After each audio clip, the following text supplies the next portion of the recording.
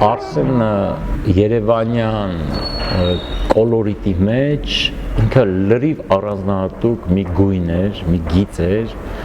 եւ դա կփաստեն բոլոր այն մարդիկ, ովքեր այդ շրջանում շփվել են, ճանաչել են Արսենին գտնելու համար ուղղակի պետք էր գալ Սկվազնիչոկ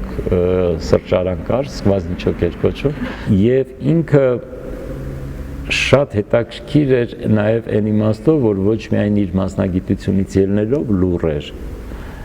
այլ նաև այդ սրճարանում էլ էր շատ հաճախ լուռ լինում, ավելի շատ լսում էր, քան խոսում։ Եվ պատահական չի, որ շատերը հենց իր դեմքն են հիշում, իր դիմագծերն են հիշում եւ իր այսպես կերպարը հենց տպավորվում էր իր տեսքով, բարձրահասակ, նիհար եւ ճկուն, հա, երբ որ հրավիրեց Հենրիկ Պողոսյանը Արսենին, որ գա բեմադրություններ անի, ինքը եկավ ու սկսեց բեմադրություններ անել եւ 2 տարի անց արդեն ինքն էր ղեկավարում թատրոնը եւ հենց նույն Արսենի շրջանում 83 թվականին թատրոնը ստացավ պետական կարգավիճակ։ Այսինքն ինքը ըստ էության հենց հիմքերում է մեր թատրոնի ստեղծման եւ իբրև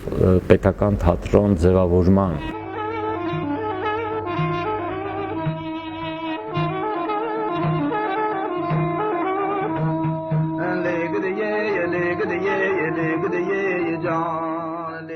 Ինքը շատ հետաքրքիր մտածողություն ուներ եւ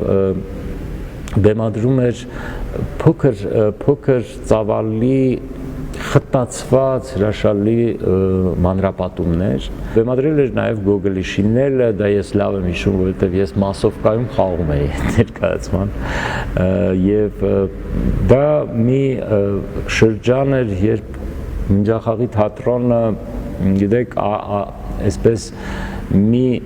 շատ առանձնահատուկ դիտարկվող թատրոն էր։ Թատրոնը հյուրախաղերով հանդես է եկել ամբողջ խորհրդային միության տարածքում, համարյա բոլոր քաղաքներում։ Ինքը ոնց որ իր ժամանակի իսկական ծնունդն էր եւ ինքը կայացրեց եւ գուցե ինչ որ տեղ համայնքի համար կլինի շատ հետաքրքիր, որ իրենց համայնքից, որ այդ համայնքից այսպիսի մտավորական ծնվեց եւ այսպիսի ժանրի մեջ ծնվեց բացառիկ է, երբ որ փոփոխություն եղավ եւ Կոստանյանն էր ղեկավարում, ինքը դեռ թատրոնում կար